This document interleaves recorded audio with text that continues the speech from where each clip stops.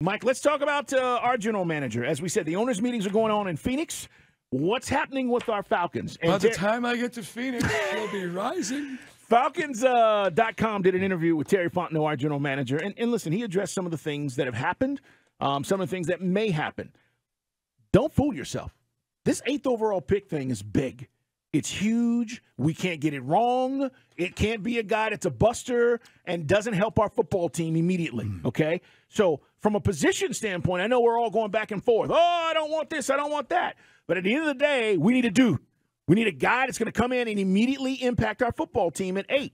Who's that going to be? Who is that guy? Well, if history has taught us anything the last 20 years, 99% of the fan base will be disappointed coming up on Friday when we're doing the show after that first pick.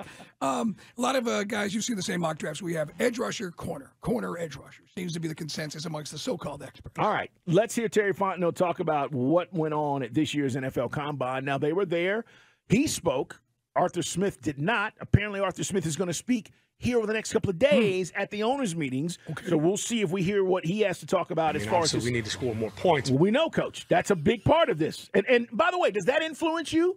Does that influence this draft where he goes, we need to score more points, I need another offensive weapon? The greatest Falcons season, well, 98 was pretty good too, but 2016 is we had a great offense and a good enough, barely good enough defense. And that could be your business model again.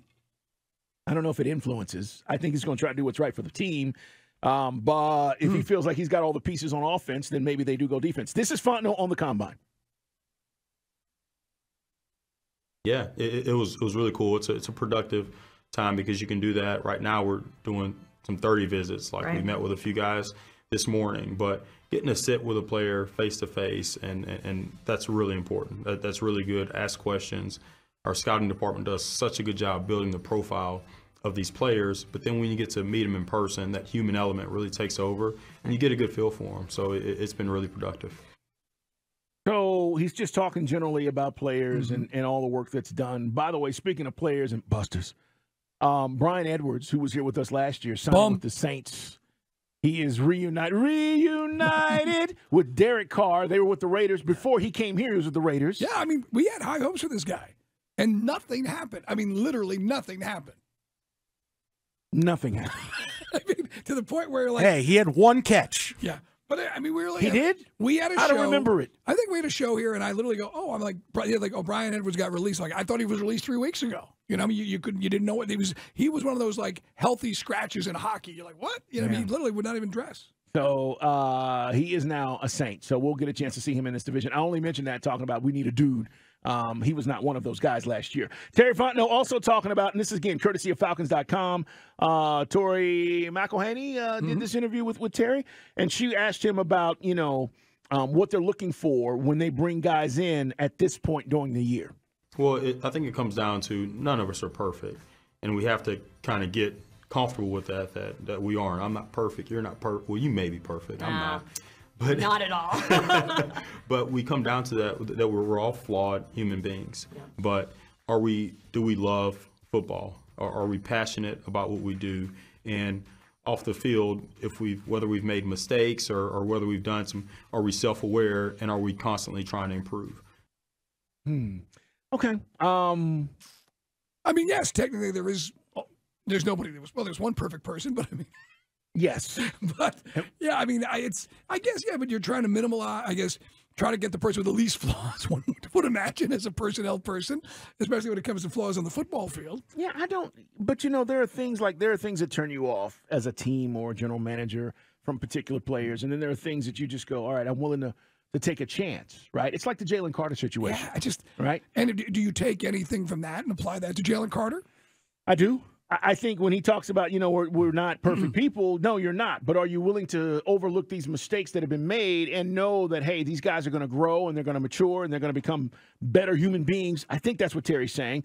But at the end of the day, for me, Mike, it's just, listen, give me the best guys. Here's the other part about the NFL. It's Dukes and Bell at Sports Radio 92.9 The Game. We're just talking about what Terry Fontenot is talking about as far as where the team's at and where the front office is, owners' meetings going on today. It doesn't work, cut him. Sometimes you have to take a chance. And if it doesn't work, Mike, right? Now, if you draft a guy in the first round, I get the cost implications. Right. I understand that.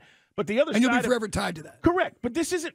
This isn't Major League Baseball. You're not paying him for 10 years. No. You know, you're not paying a guy his fully guaranteed contract in the NBA. If it doesn't work, you move on. If you have that many doubts or reservations about a guy, but sometimes it's just talent. And if a guy is that overwhelming, you go, I can't pass on him. But that's what he's saying is we've got to try to get the best guys. Yeah, and the Jalen Carter thing is the one that it's going to be so fascinating for Falcon fans. I mean, you could argue, and I hate to say it like this because I'd love the opportunity for us to draft him, but maybe the best case scenario is he does go at 5 to Seattle, then you don't have to worry about, I mean, to me, what a tremendous talent. If he gets to 8, and then the other side of this is, he's now moving to professional football. Do you say, yes, I surround him with good veterans and Grady? But again, if a guy is a screw-up, I'm not saying he is, but some would say a screw-up's a screw-up, and no matter how many good people and good intentions you surround him with or try to, apply, doesn't work.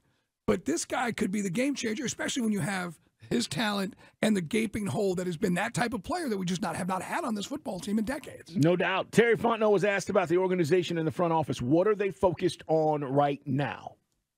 Yeah, it's 24/7, 365, right? So our goal going into free agency is we want to touch every level and add to every position. We want to improve the total team, and we have to bring in the right kind of players. We want to bring in versatile players. They got to be smart, tough, and highly competitive. They have to fit our ethos. That's the important factor. So with that, we're going to continue to dig and find football players, even when sometimes in that first wave of free agency, it's the big-ticket guys. But constantly, whether we're talking about leading up to the draft, after the draft, once the season starts. They have to fit our ethos, Mike. That's his statement. I don't know about you guys, but, I would hope there's no general manager, it doesn't matter what team that you're talking about, I want the laziest guy out there. Like, the dude that doesn't run hard, that's the guy I want to draft. Look, the guy that goes half-assed, that's the one I want on my team. Everybody has an ethos. Everybody wants all these guys that play hard all the time. I mean, who's sitting there going, that guy didn't run that route hard. I want him on the team. Well, then, it goes back to Al Davis just went. I mean, when the Raiders were really, really good, and Al Davis would take guys either as free agents that were considered damaged goods or guys as, in the draft that maybe other teams didn't see the talent.